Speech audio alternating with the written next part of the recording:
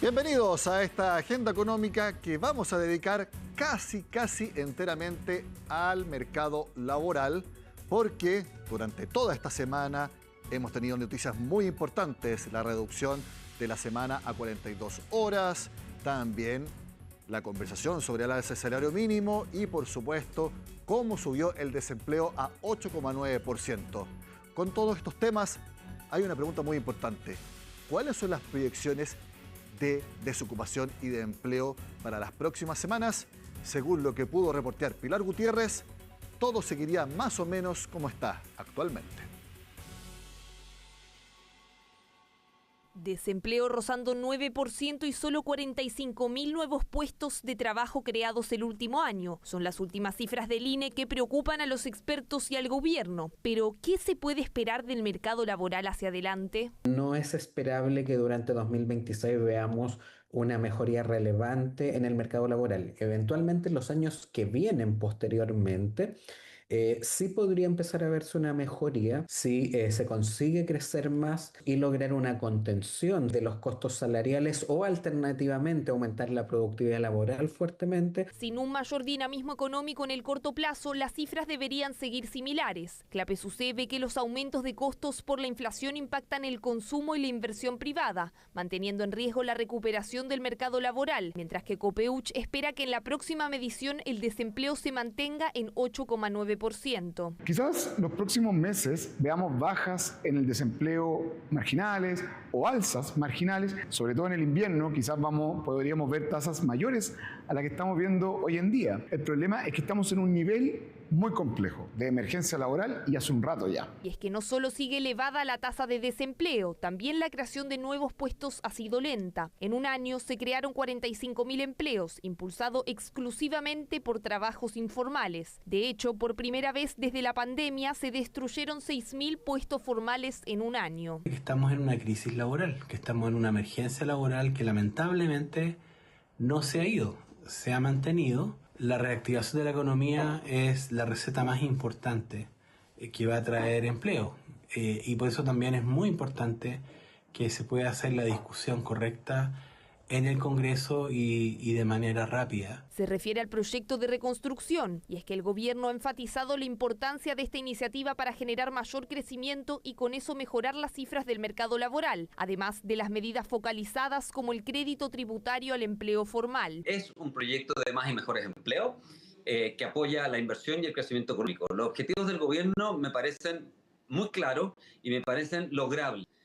Los objetivos del gobierno son que Chile vuelva a crecer al 4%, que haya una mejora en la productividad, la mejora en la forma en que hacemos las cosas, que mejore al menos un 1% al año y que la tasa de desempleo, como consecuencia de todo eso, baje al nivel de 6,5%. Sin embargo, algunos consideran que aunque las medidas van en la dirección correcta, van a tardar en generar efectos sobre el mercado laboral, lo que complica la meta del gobierno de llevar el desempleo a 6,5% al final del periodo. Su meta es crear alrededor de 650.000 empleos, y eso sí es factible. Se necesitarían algo más de 800.000 para llegar a una tasa de desocupación de un 6,5%, que es baja, es exigente y es difícil llegar a esa cifra. Pero además del bajo dinamismo de la economía, hay otros factores que presionan al mercado laboral. Que hay una aproximación proempleo de parte de la nueva administración. Eso es una buena noticia, pero no hay que olvidarse que los efectos del exceso regulatorio que tuvimos en los años anteriores siguen afectando al mercado laboral y lo van a seguir afectando por un buen tiempo. Y es que todavía falta una nueva reducción de la jornada laboral para llegar a las 40 horas semanales en 2028 y las altas pendientes en las cotizaciones por la reforma previsional, además de la discusión en el Congreso por el ajuste del salario mínimo. El costo laboral va a subir al menos un 13,3% y hemos dicho que hay que ser muy cautos porque, como bien lo muestra el informe del Banco Central, las alzas del salario mínimo impactaron negativamente el empleo. Algunos de los temas que presionan al mercado laboral hacia adelante. Habrá que esperar a ver si las medidas del proyecto de reconstrucción logran salir adelante y si logran el impacto en la economía que proyecta el gobierno. Cambiamos de tema porque el Instituto Nacional de Estadística publicó la producción industrial de marzo, que cayó 3,4%. Con este número ya hay proyecciones concretas para el IMASEC del tercer mes del año. Es lo que revisamos ahora en la web de cnnchile.com, sección negocios. El mercado estima IMASEC de marzo entre 0,5 y 1% anual de crecimiento, luego de este bajo desempeño de la producción industrial. En la nota de Miguel Buchdorf vemos entonces el desglose sector por sector. Ahí lo vamos en detalle. La producción en conjunto entonces cayó 3,4% anual, la minería bajó 3,7%, la producción eléctrica de gas y agua subió 1,4%, mientras que, fíjense, las manufacturas cayeron fuerte 4,5%. El índice desestacionalizado, es decir, marzo comparado con el mes inmediatamente anterior, que es febrero, caída en la producción industrial, leve alza en la minería, caída en la producción eléctrica, gas y agua y fuerte caída en las manufacturas. Bajamos un poco y vemos cómo estuvo el comercio en marzo. Esto contrarresta casi 5% de alza, fuertemente impulsado por la venta de autos, el comercio mayorista, el retail también crece 3,5%. Los supermercados estuvieron algo débiles, cayendo 0,9%.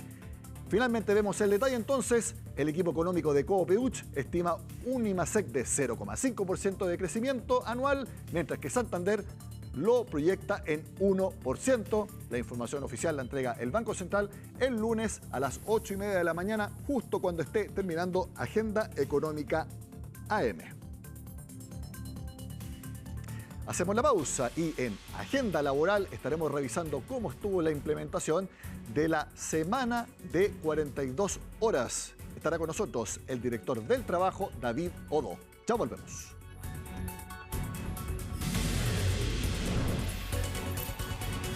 Como ya todos sabemos, desde esta semana la jornada laboral suma 42 horas y todas las empresas de todos los tamaños tienen que ajustarse.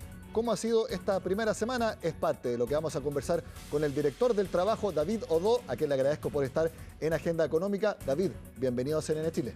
Muchas gracias, Nicolás. Gracias por la invitación y un saludo también a todas las personas que nos están viendo y escuchando. Obviamente, esta semana ha estado marcada en la agenda de usted. ¿Cómo ha sido esta implementación? Me imagino que han ido a terreno a fiscalizar y a monitorear esta primera semana de 42 horas. Así es correcto, como bien decías tú, el domingo 26 de abril se comenzó a aplicar el segundo hito de una ley muy importante, que es la de rebaja a la jornada. ¿Qué quiere decir eso? Que esta implementación, al ser segundo hito, es porque, cierto, hubo un primero, que comenzó el año 2024, ahora viene un segundo hito, bien como tú mencionaste, la rebaja de 44 a 42 horas, y el 2028, entre comillas, concluye la aplicación de esta normativa finalmente con la rebaja a 40 horas. ¿Y por qué gradual? Porque efectivamente lo que nosotros necesitamos es que todo el mundo del trabajo vaya conociendo la ley, informándose y aplicando también de manera gradual esta rebaja. Nosotros los medios de comunicación sabíamos este calendario hace mucho tiempo. ¿Las empresas también lo pudieron percibir en lo que pudieron fiscalizar en terreno? Así es, correctamente. Muchas empresas, o sea, todas las empresas conocen esta ley, conocen el calendario y por supuesto que como toda nueva ley surgen dudas, surgen consultas, surgen cuestiones caso a caso y como Dirección del Trabajo nosotros desde la implementación de la ley, sobre todo en este segundo hito, a través de todos nuestros canales y también de nuestros fiscalizadores, estamos resolviendo y visitando las empresas y a los trabajadores también para poder resolver todas las dudas que también surgen en la aplicación de la ley. Dudas, pero no vieron casos en que no se aplicara, no vieron empresas de distintos tamaños en que, ¿saben qué? No sabíamos, o trabajadores que tampoco estaban al tanto de que desde estas semanas partían las 42 horas. Pasa, efectivamente pasa. En Chile tenemos miles de empresas y por supuesto que no escapa a esas dudas muchos trabajadores y empresas que no la aplicaron o no tenían mucho conocimiento de la ley, entonces por eso nosotros como Dirección del Trabajo hemos colaborado para poder recibir las consultas y en su caso también, porque lo tenemos que hacer, Nicolás, fiscalizar, acompañar también para el cumplimiento y en caso de que no haya cumplimiento, también tenemos la obligación de fiscalizar y sancionar. Ignorancia no evita multa. Correcto, así es. Un tema mínimamente técnico porque la ley se presume conocida por todos, pero aún así nosotros también, como Dirección del Trabajo, como cartera, como gobierno, estamos muy preocupados de poder informar vía web, vía presencial en nuestras oficinas, en nuestras direcciones regionales, también telefónicamente, complementar el conocimiento para la aplicación correcta de esta ley. Y en términos generales, si pudiera evaluar la implementación, ¿ha sido correcta? ¿Ha sido aceptable? ¿Ha sido promedio? Ha sido una implementación correcta. Insisto, como toda nueva ley, Nicolás, siempre pasa y hay espacio de mejora y de algunas circunstancias, como toda legislación y sobre todo la legislación laboral, donde como Dirección del Trabajo tenemos que fiscalizar, invitar a las partes para que conversen, para que lleguen a acuerdos, y otros casos efectivamente donde tenemos que sancionar si hay algún incumplimiento, pero, y con esto termino, siempre con el foco del cumplimiento de la conversación y del acuerdo. Nosotros durante esta semana quisimos conocer cómo las pymes de nuestro país se han ido adaptando a esta nueva realidad. Es parte de lo que vemos en la nota que preparó Javiera Maldonado. Desde este domingo entró en vigencia una nueva etapa en la reducción de la jornada laboral. 2 horas menos en la rutina de trabajadores a lo largo del país. La Ley 21.561 fijó una reducción gradual de la jornada. Hoy ya está en 42 horas, tras bajar desde 45 en 2024 y llegará a 40 en 2028. La normativa está dirigida a quienes se rigen por el Código del Trabajo, excluyendo a quienes prestan servicios a honorarios. Sin embargo, es el sector de las pymes el que enfrenta el mayor desafío en esta transición. Según el CIE, las micro y pequeñas empresas concentran entre el 97% del universo empresarial del país, siendo las microempresas 1 a 9 trabajadores las más numerosas, con un 66 a 70%, seguida de las pequeñas de 10 a 49 trabajadores, con un 30 a 32%, y las medianas de 50 a 199 trabajadores, con apenas un 4%. Todas, sin excepción, deberán cumplir con la nueva ley. Se realizó de manera gradual, ya íbamos implementando el tema de las 42 horas desde hace bastante tiempo para poder cubrir los turnos, y se ha implementado de buena manera y con un objetivo claro, que es también poder favorecer al emprendimiento más que nada. Sí, ya se implementaron y se implementó entre la semana en la jornada.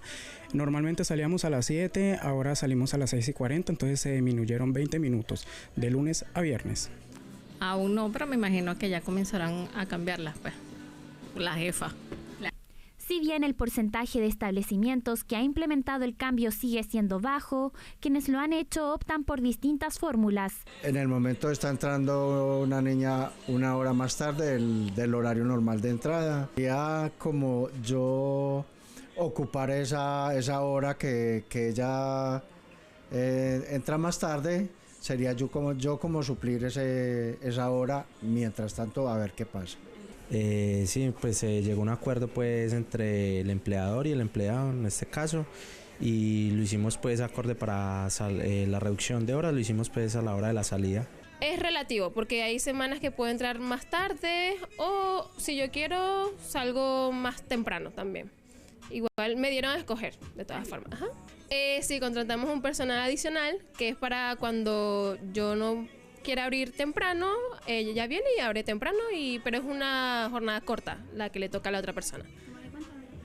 Como de 5 horas, más o menos, sí, es como part-time. Aunque este ajuste puede ser más llevadero para las medianas empresas, para los pequeños empresarios resulta más complejo. La baja en las ventas provocada por el alza en el costo de vida ya venía presionando sus márgenes, y la reducción de jornada ha dificultado aún más su operación. Es algo complicado por el tema económico que se está viviendo en el país, y que como tal es difícil como remunerarles 1 hora extra adicional, que serían ya mensuales, serían como 12 horas extras. Se incrementaría mucho el gasto como tal, y la verdad comercialmente no estamos pasando por muy buen momento. Como van las cosas y las ventas, creo que ha bajado un poquito sí el sistema de la venta, pero abriendo los sábados como se hace de costumbre podemos balancear un poquito. En términos generales, la percepción de los trabajadores es positiva. La medida ha sido bien recibida, aunque los resultados varían según el rubro. Vamos a hacer un poquito de más de cosas de casa o de X motivo afuera, entonces tenemos un poquitico más de tiempo para poder hacer nuestras cosas personales. Claro, nos va a beneficiar bastante porque vamos a tener más tiempo de calidad, o sea, con la familia.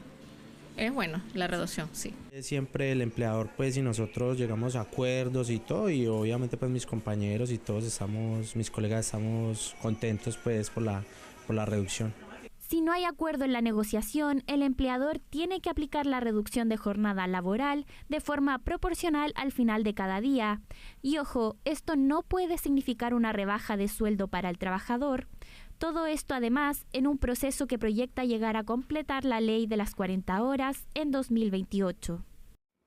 Espero que todo lo que haya salido en la nota esté correcto, director, y quiero preguntarle, en general, ¿ha habido buena forma de llegar a acuerdo, lo que han podido fiscalizar? Sí, de lo que hemos revisado y conversado con algunas empresas, de hecho también proactivamente, Nicolás, cuando nosotros hemos detectado o han pedido nuestra intervención ante situaciones que podrían ser más o menos complejas, nosotros hemos tratado de invitar a las partes a conversar para llegar a un acuerdo. ¿Y por qué? Porque efectivamente, como bien decían las personas bien informadas en la nota, lo que busca la ley primero es que las partes conversen y lleguen a un acuerdo. Entonces eso nosotros lo queremos relevar. Es muy importante que las partes conversen, que empleadores con trabajadores conversen la aplicación de esta normativa y aparte tiene un tercer hito para poder ajustarlos a este máximo. Y justamente cuando no existe ese acuerdo es donde la ley se obliga y tiene que poner reglas para esto. Pero en definitiva sí, efectivamente nosotros hemos visto que existe la voluntad de las partes para poder conversar y como decían en la nota algunas de las personas también que hablaron, se han dado estas instancias de conversación. Repasemos, ¿qué es lo que se hace cuando no se llega a acuerdo? Ya, como le comentaba Nicolás, primero, las partes deben conversar. Entonces esa es la invitación que hacemos y vamos a seguir haciendo a todas las personas, a todos los actores del mundo del trabajo, que es la conversación y llegar a acuerdo, porque eso se puede hacer y es la primera invitación que hace la ley. Ahora la ley, por supuesto, que cuando no se llega a acuerdo tiene que establecer ciertas reglas y nosotros como Dirección del Trabajo tenemos no solo la misión, sino que la obligación de interpretar la ley. ¿Para qué? Para que esta ley se aplique en un caso concreto o en algunos casos generales como este. Entonces, tenemos en términos súper simples una ley que establece la rebaja en estos 3 hitos y eso implica llevarla a la práctica. Para llevarla a la práctica, nosotros como Dirección del Trabajo, insisto Nicolás, tenemos la obligación de emitir lo que se denomina los dictámenes, esta interpretación administrativa, con un foco, entregar certeza, entregar reglas y normativas y parámetros claros, pero sobre todo, Nicolás, dentro de la ley. Uno de los dictámenes, precisamente, sobre cómo resolver cuando no hay acuerdo, cuando están agotadas todas las instancias de conversación, al final es el empleador el que decide la fórmula. Correcto, porque así dice la ley y nosotros colaboramos en el mecanismo para aplicar la fórmula que debe ejercer el empleador. Quiero también pasarlo a otro tema, porque hay algunos analistas que llaman a la flexibilidad, que llaman a repensar la forma de estructurar la jornada laboral. Precisamente veamos a una experta en materia laboral de la Universidad Católica que plantea esta iniciativa. La discusión sobre jornada laboral se beneficiará de una discusión más amplia sobre qué es una jornada y cómo se puede pactar. En Chile se pacta un número fijo de hora y normalmente de horario, lo que limita muchísimo la posibilidad de flexibilización de parte del empleador y del empleado sobre elementos adicionales. Entonces yo creo que haber hecho esa reforma en conjunto con cambios que permiten más flexibilidad podría haber hecho los efectos menos dañinos hacia el empleo. ¿Sería algo bueno para quizás perfeccionar lo futuro? Por supuesto que la intención es que, como existe esta norma, Nicolás, siempre estén los espacios y la disposición de escuchar a los expertos, escuchar, insisto, a los actores completos del mundo del trabajo, trabajadores, empleadores, sindicatos, para poder planificar a futuro de qué forma vamos ajustando también la jornada a estas nuevas formas de trabajo que también van surgiendo. Y también algo muy importante que abordó uno de los dictámenes que ustedes hicieron en relación a la implementación de las 42 horas, tiene que ver con las exclusiones de estar regidos con estas 42 horas.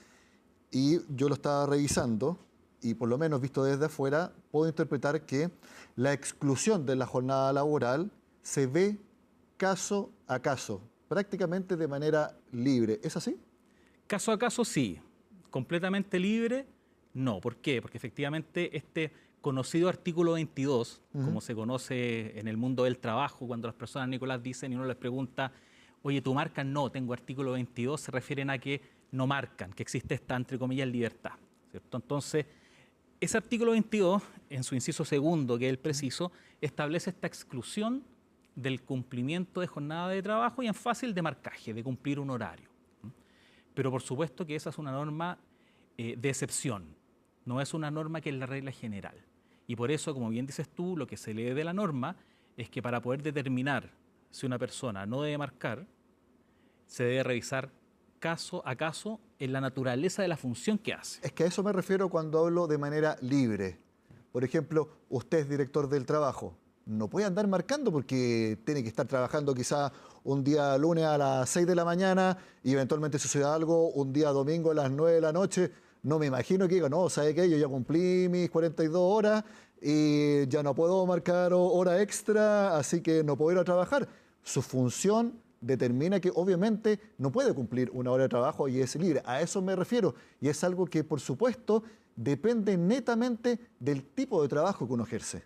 Correcto, y esa es la interpretación que nosotros como Dirección del Trabajo dimos en el dictamen que usted señala, porque efectivamente una persona que tiene facultad de administración, un gerente, subgerente, bien como dices tú, que tiene que estar todo el día moviéndose, ¿cierto? Que no tiene una, voy a usar un concepto técnico, esta fiscalización superior inmediata hoy día, por supuesto que no marca, que no registra jornada, pero eso se ve también en el caso a caso. ¿Por qué? Porque en esta materia aplica, y es muy importante, la realidad, cómo se da la relación de trabajo, cómo yo trabajo en el día a día.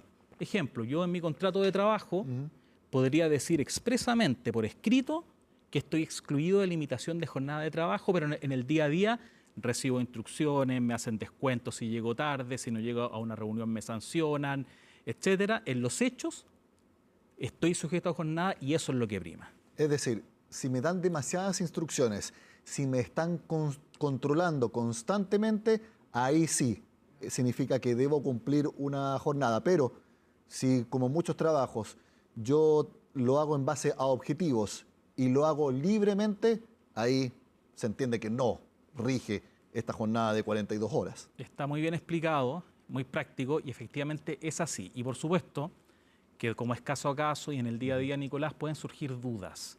Podemos no estar de acuerdo con nuestro empleador respecto de esta exclusión.